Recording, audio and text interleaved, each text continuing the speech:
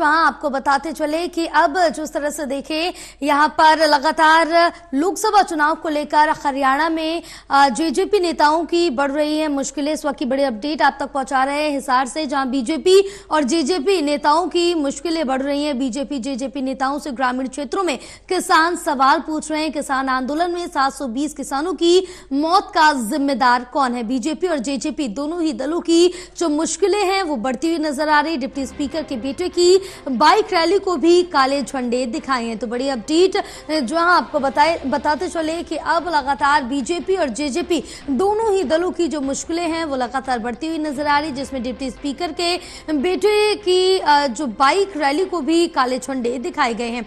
महेश हमारे साथ जुड़े हुए हैं और ज्यादा जानकारी लेंगे। महेश, आप जिस तरह से देखें कि बात अगर हिसार की करें तो लगातार जो मुश्किलें हैं, चाहे वो बीजेपी हो और जेजेपी हो, दोनों की ही बढ़ती हुई साफ तौर से नजर आ रही है। और इस बीच जो डिप्टी स्पीकर के बेटे, उनकी बाइक रैली भी हुई थी और उसको भी काले झंडे दिखाए गए थे।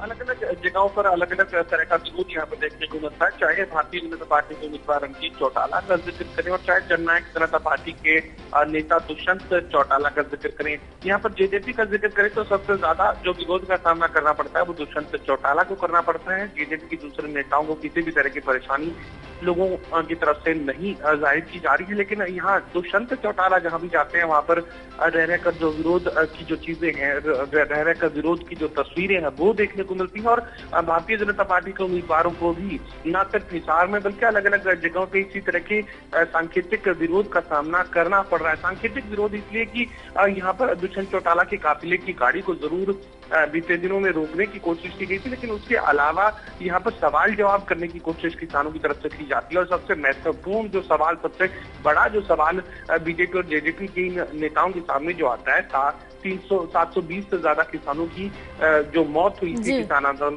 के दौरान, उनकी मौत का जिम्मेदार कौन है? और किसान आंदोलन के दौरान क्यों किसानों के साथ ही राजनीतिक जो शख्सियत हैं, जो लोग हैं, वो नहीं खड़े नजर आए थे? बस इसी सवाल के साथ जो है बार बार विरोध का सामना बीजेपी और जेजेपी दोनों ही नेताओं को करना पड़ रहा है। यही सवाल पूर्व मुख्यमंत्री मनोहर लाल खट्टर के सामने भी हिसार में प्रेस कॉन्फ्रेंस के दौरान रखा गया था। तब उन्होंने कहा था कि कुछ लोग ऐसे हैं जो अपनी जिद पर अड़े हैं और इसी वजह से इस तरह का विरोध देखने को मिल रहा है। वरना भारतीय जनता पार्टी की तरफ से सरकार ने हर वो महत्वपूर्ण कदम उठाया जिससे किसानों को आर्थिक खुशहाली दी जा सके, किसानों को ज्यादा सुविधाएं दी जा सके। और एमएसपी पर 14 फसलों की खरीद का जिक्र भी यहाँ पर पूर्व मुख्यमंत्री मनोहर लाल खट्टर की तरफ से किया गया था। लेकिन चुनावी रण में यहाँ पर जरूर थोड़ी मुश्किलात का सामना बीजेपी और जेजेपी के दुष्यंत चौटाला को करना पड़ रहा है। बिल्कुल, लेकिन इसमें अहम सवाल ये भी महेश खड़ा होता है कि आगामी लोकसभा चुनाव हैं और जिसके मद्देनजर रखते हुए सभी पार्टियों की तरफ से तैयारी जोरदार की जा रही है। लेकिन अब इस तरह से जो प्रदर्शन किए जा रहे हैं, किसान लगातार विरोध कर रहे हैं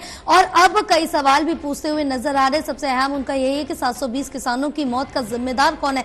तो इस पर खासा असर चुनावों में बीजेपी और जेजेपी पर क्या कुछ पड़ता हुआ नजर आएगा?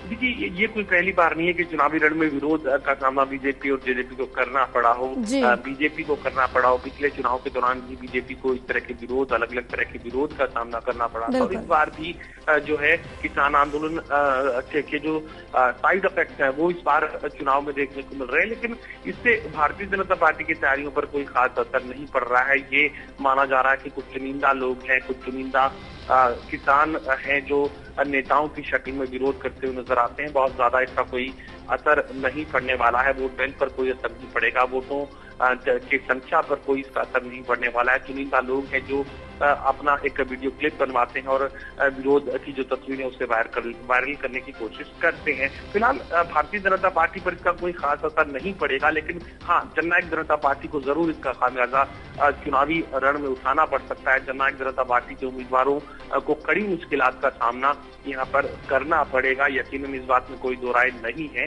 हालांकि कांग्रेस पार्टी का जिक्र करें तो चूंकि अभी तक उम्मीदवारों का ऐलान यहाँ पर कांग्रेस पार्टी की तरफ से नहीं किया गया है, तो ऐसे में अभी कांग्रेस पार्टी का प्रचार प्रसार कुछ भी जो ग्राउंड जीरो पर चुनावी रण में देखने को नहीं मिल रहा है। बिल्कुल, तमाम जानकारी साझा करने के लिए बहुत शुक्रिया आपका।